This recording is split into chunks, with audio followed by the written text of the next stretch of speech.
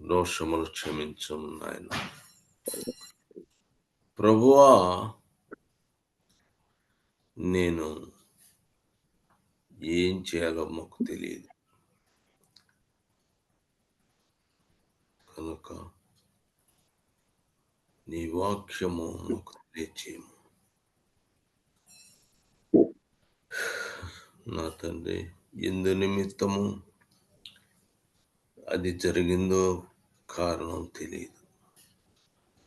నీవే నాకు సహాయకుడవై ఉండుము మా ప్రభువా. చీకటిని పారదొరలు నాయన, కంప్లీట్ వెలుగుని ప్రకాశింపచేయము. వెళ్ళిపో చీకటి, వెళ్ళిపో.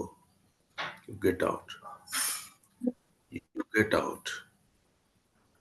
ప్రభువా, వాని పారదరం నీ వెలుగుని నాయన మాకు ప్రకాశింపని. యేసుక్రీస్తు ప్రభు యొక్క నామమును ప్రార్థన చేయుచున్నాను. ఆమేన్. ఆమేన్. ఆమేన్. ఆమేన్.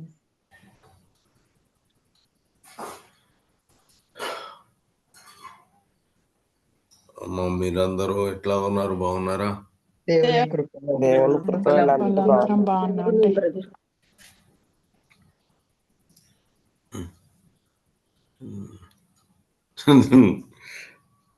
దేవునికి మహిమ, ఘనత, ప్రభావము యుగములు ఆయన కలుగును గాక.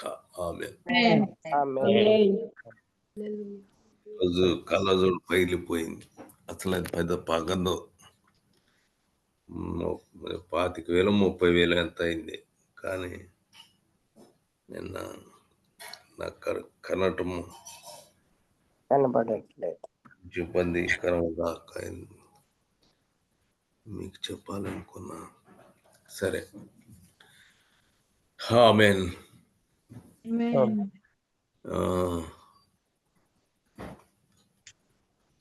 ఏంటమ్మా? నీతి వార్త. దేవుడు నీతి స్వరూపుడు, కుమారుడు నీతిమంతుడు, పరిశుద్ధాత్మ కూడా నీతిమంతులే. ఒకని విధేయత వలన, ఒకని అవిధేయత వలన పాపం లోకానికి వచ్చింది, కానీ ఒకని విధేయత వల్ల అందరూ నీతిమంతులుగా తీర్చబడ్డారు. అలాగే విశ్వాసము ద్వారా అన్యులైన మనము దేవునిలోకి వచ్చాము. విశ్వాసం మూలముగా ఇశ్రాయేలు జనాంగము నీతిమంతులుగా తీర్చబడే అవకాశం వచ్చింది. యెహోవా గృహములో ప్రవేశించారు. సిస్టర్ గారు ఎంతో కష్టపడ్డారు చెప్తున్నారు. ఈ విషయాన్ని మీరు అర్థము చేసుకుంటున్నారా, లేకపోతే ఏదేమన్నా వదిలేశారా? చెప్పండి.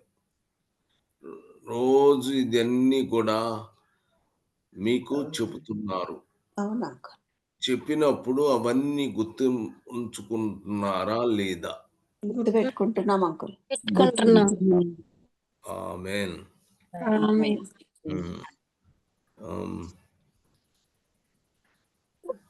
హల్లెలూయా. ఇక మనము ఏం కావాలి? నీతి సువార్త గురించి మనము తెలుసుకుంటున్నాము.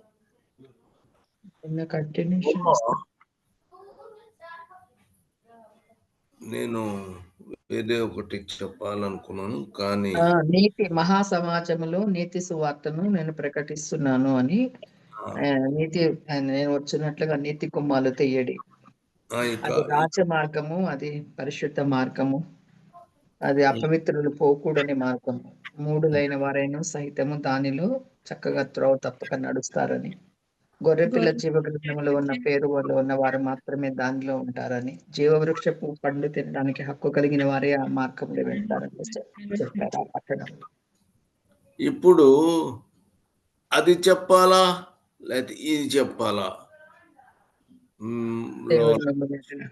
Lord almighty God. ఎందుకంటే రేపు ఇక్కడ ఉండేటువంటి ప్రజలు ఎక్కడికి వెళ్తారు?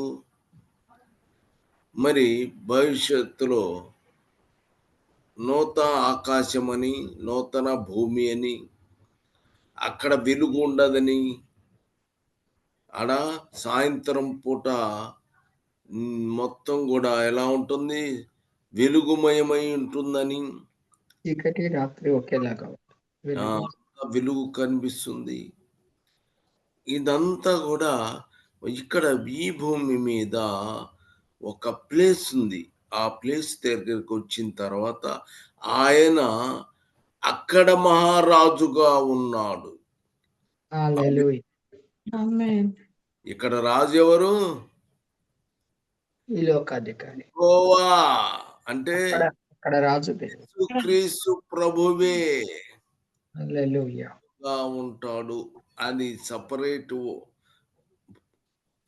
నేను చెప్పాలి అనుకున్నాను. కానీ ప్రభు చిత్తమైనప్పుడు మరి అది చాలా తెలుసుకోవాల్సిన అవసరం ఉందండి. లేదు పర్లేదు, మనకి తెలియకపోయినా పర్వాలేదు, ఉంటామో, ఎప్పుడొస్తాడో పోతాడో మనకి తెలియదు, అటప్పుడు వినకపోతే ఏమైందిలే అనుకుంటే బేష్. అది ఎందుకంటే ఇప్పుడు మీకందరికీ బహుశా ఆయన ఎప్పుడు వస్తాడో మనకు తెలీదు. ఈ రోజు వస్తాడా మనకు తెలియదు, 2 రోజుల్లో వస్తాడా తెలియదు. కాకపోతే ఒక్కొక్కరు అందరూ ఏం చేస్తున్నారమ్మా, లేఖనాలన్నీ చెప్తున్నారు. పరిశీలించి బోధిస్తుంది. ప్రభు వచ్చే టైం అయింది, ప్రభు వచ్చేస్తాడు, ఆయన వచ్చేసి మనం రెడీగా ఉండాలి అని చెప్తున్నాడు. అవునా కదా? చాలా మంది ప్రభు వస్తాడు, ప్రభు వస్తున్నాడని చూస్తున్నాము. ఒకవేళ టక్కన వచ్చాడు అనుకో, ఎక్కడికి వెళ్తావో నీకు తెలియదు, ఎక్కడికి వెళ్ళాలి అంటే ఇప్పుడు ముందు కాలము అతను ముందు ఇప్పుడే తెలుసుంటే సంతోషముగా మనము గంతులు వేస్తాము. ఆమేన్. ప్రభువు రాజు యేసుక్రీస్తు ప్రభువు, ఆయన దగ్గరికి నేను వెళతాను ఆమేన్. కలిగినటువంటి స్థితి మనము కలిగి ఉంటాము. ఆమేన్. లేకపోయినట్టయితే ఏమైందిలే, ఆయన వస్తాడుగా, మనం తీసుకొని పోతాడు కదా అనే ఆలోచన కలిగినటువంటి వారు ఇంకా వాళ్ళ ఇష్టం వాళ్ళది. ఆమేన్. రోమా 3వ అధ్యాయము 10-11 వచనాలని చదువుకుందాము. కంప్లీట్ గా చదువుకుందాం. రోమీయులకు రాసిన పత్రిక 3వ అధ్యాయము 10-11 వచనాలు. 10-11 కదమ్మా, కంప్లీట్ గా చదవాలి. 3వ అధ్యాయం మొత్తమా?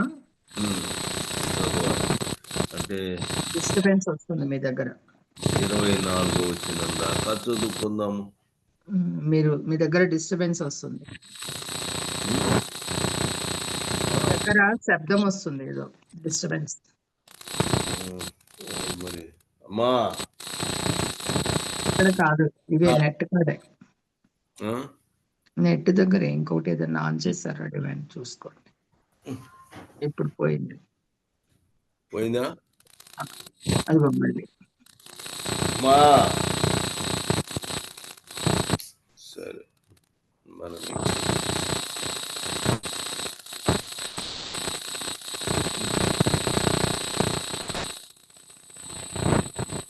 వీడియో తీసేయండి.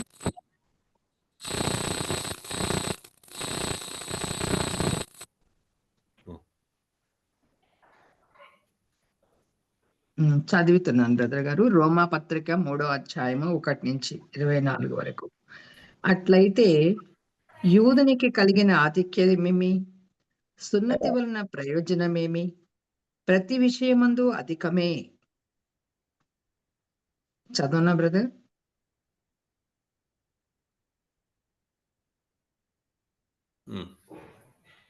చదువునా? చదువు. అట్లయితే యూదునికి కలిగిన ఆధిక్యమేమి, సున్నతి వలన ప్రయోజనమేమి? ప్రతి విషయమందు అధికమే. ఆగాగు. ఉమ్, చదవందమ్మా. 10 రోమా నుంచి చదవండి లేకపోతే 10 నుంచి. 10 3 నుంచి చదువు. 3వ అధ్యాయము 10 నుంచి.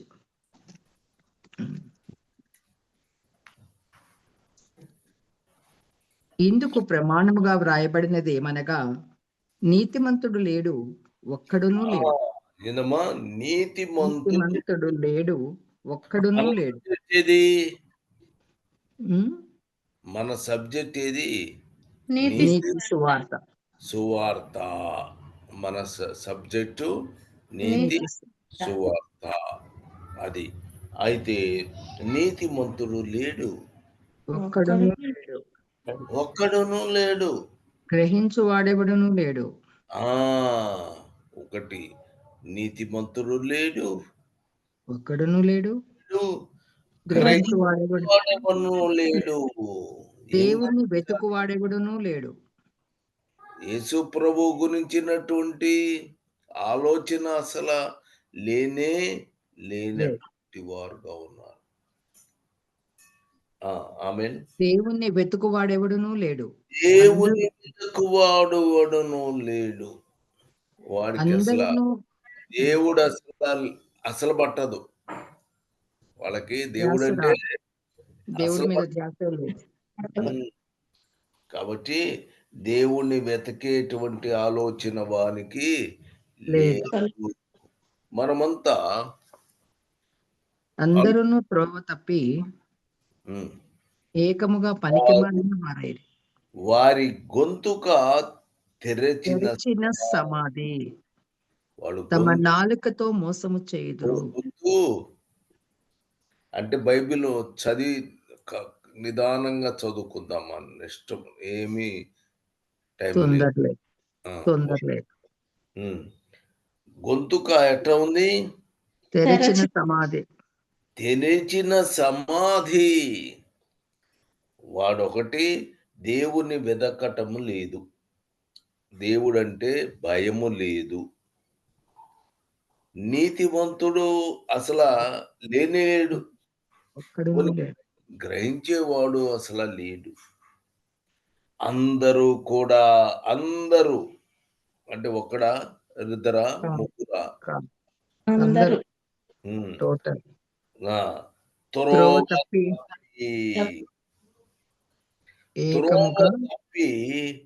ఏకముగా పనికి మాలిన వారైరి.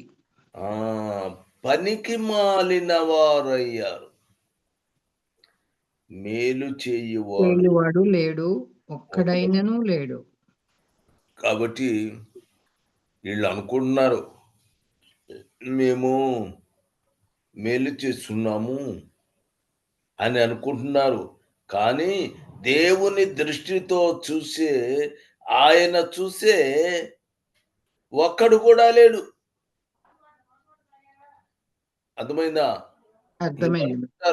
సహాయం చేసినటువంటి సహాయం చేసి వాడికి సహాయం చేస్తున్నాను, వాడికి సహాయము అన్ని రకాలుగా మేము చేస్తాము అని చెప్పుకుంటారు. కానీ ఒక్కడు లేడు మేలు చేయవాడు. ఆయన పరిశీలించినప్పుడు ఒక్కడు కూడా లేడు. వాడు గొంతుక తెరచిన సమాధి. అంటే తెరచిన సమాధి లాంటిది. తమ నాలుకతో మోసము చేయుదురు. వాళ్ళు నోరు తెరిచారంటే చాలు, అది సమాధి లాగా ఉంది. అబద్ధపు మాటలే. ఒకవేళ మాట్లాడదాం అనుకోండి, ఒక్క మాట అయినా సత్యము చెప్పేవాడు అలవాటు వానికి లేదు. అన్ని అట్లాంటి అబద్ధములు మాట్లాడుతాడు. వారి పెదవులు. నీతివంతుడు ఒక్కడు కూడా లేడు. దేవుని ఒకటి దేవుడు వాడు బాగుండేవాడు, కానీ వెతకడం లేదు. దేవుని వెతకువాడు లేడు, అవసరము లేదు అని అనుకుంటున్నాడు. ఆమేన్. తర్వాత అందరూ పెదవుల కింద ఏముంది? వారి పెదవుల కింద సర్ప విషం ఉన్నది. సర్పవిషమున్నది. బా, ఒక్కడు కూడా లేడండి. ఒక్కడైనా నీతిమంతుడు కలిగినాడు అని అనుకుంటున్నాం, కానీ నీతిమంతుడు ఒక్కడు లేడు. ఆ తర్వాత వారి పెదవుల కింద సర్ప విషం ఉన్నది, వారి నోటి నిండా శపించుటయు పగయు ఉన్నవి. నోటి నిండా శపించేడు శపించుటయు పగయు ఉన్నవి. ఆమేన్.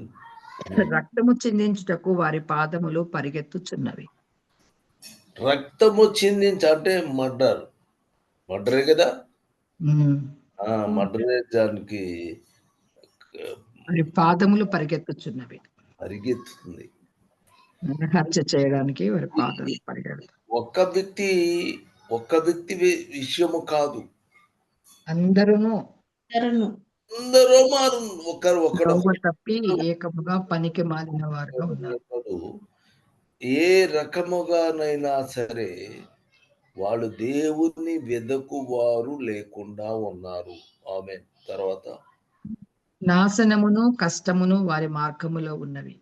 ఆమేన్. శాంతి మార్గము వారు ఎరగరు. శాంతి మార్గము ఎట్లా ఉంటుందో వారికి తెలియదు.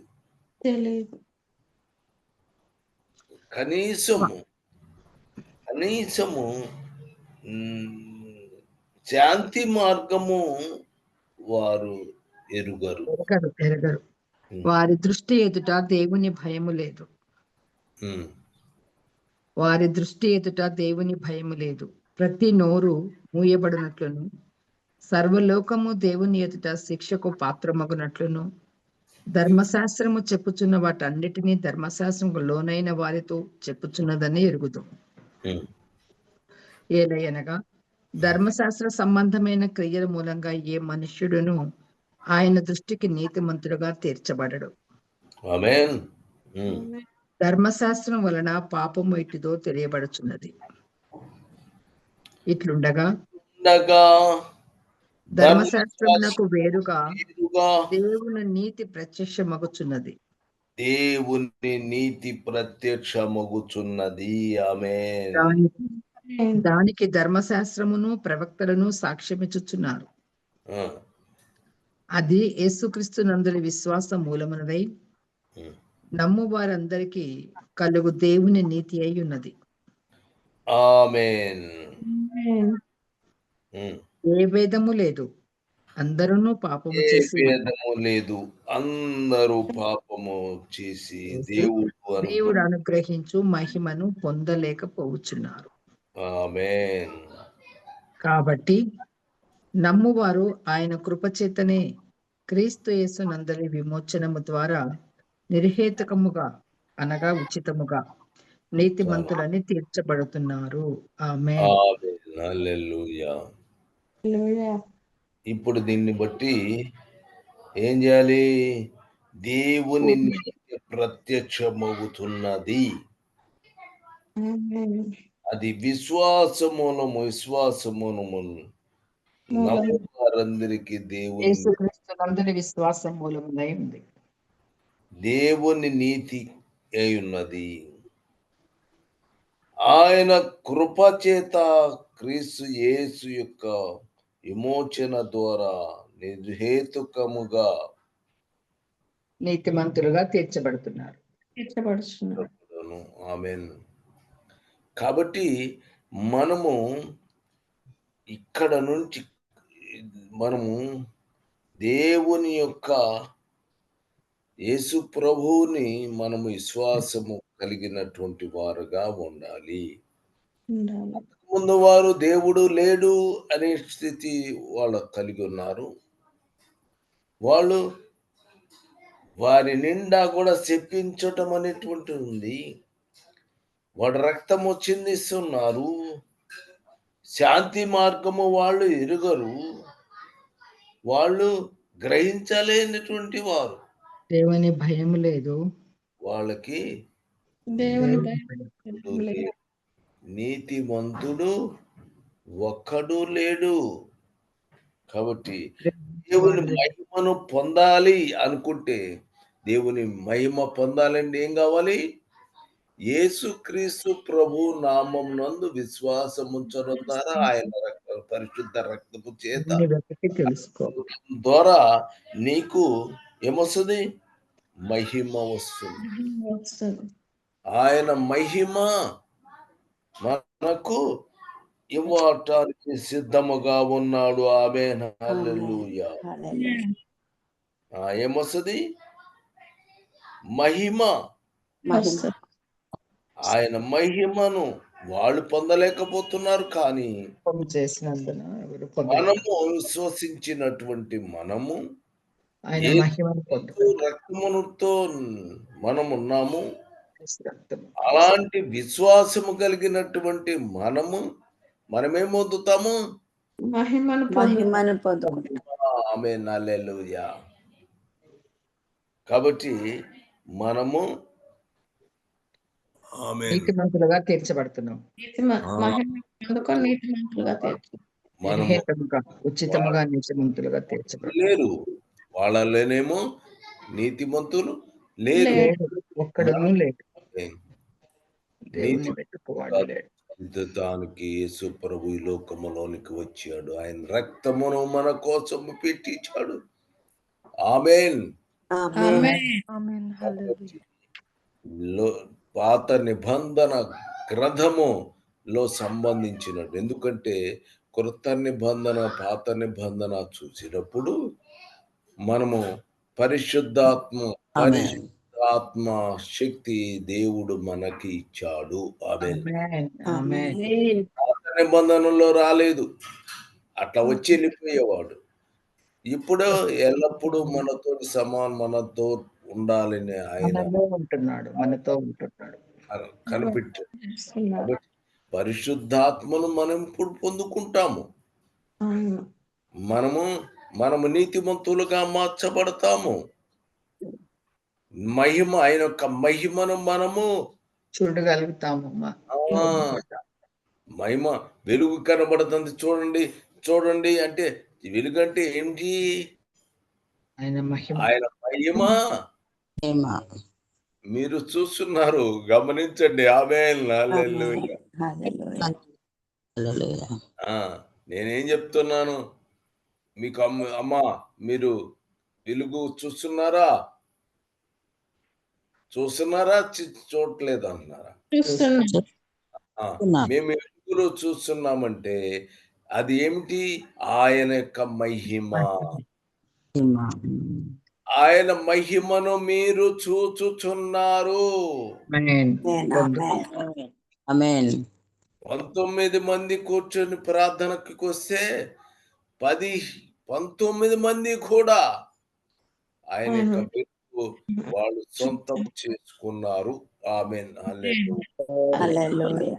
ఇది ఆయన కార్యము. కాబట్టి వాళ్ళతో మనకు పని లేదు. ఎలాంటి వాళ్ళు?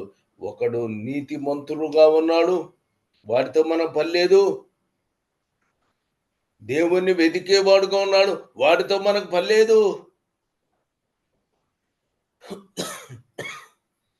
కానీ మనము